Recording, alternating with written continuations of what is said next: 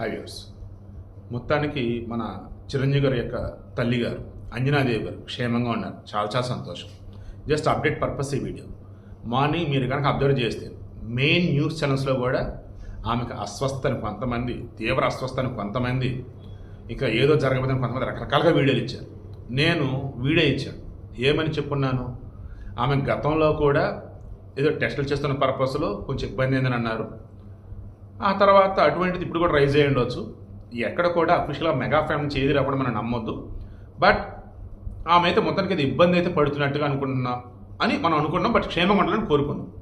Nagababu just కొద్దిసేపు క్రితం ఇచ్చున్నాడు, మా అమ్మగారు క్షేమంగా ఉన్నారు, దయచేసి రూమర్లను నమ్మవద్దు, ఆమె ఆరోగ్యానికి సంబంధించి వదంతులని పుట్టించవద్దు, స్ప్రెడ్ చేయొద్దు అన్నాడు.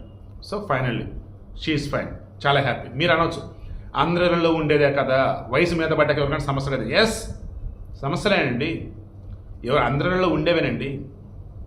బట్ మెగా ఫ్యామిలీ అన్నప్పుడు, ఏపీ డిప్యూటీ సీఎం తల్లి గారు అన్నప్పుడు, చిరంజీవి గారు అమ్మగారు అన్నప్పుడు న్యూస్ అవుతుంది ఆబ్వియస్లీ, ఆమెకు సంబంధించిన ఇష్యూ ఏదైనా. అలాగే న్యూస్ అయింది. బట్ నేను న్యూస్ సెన్స్ చేయాల, మిగతా న్యూస్ సెన్స్ చేశారు.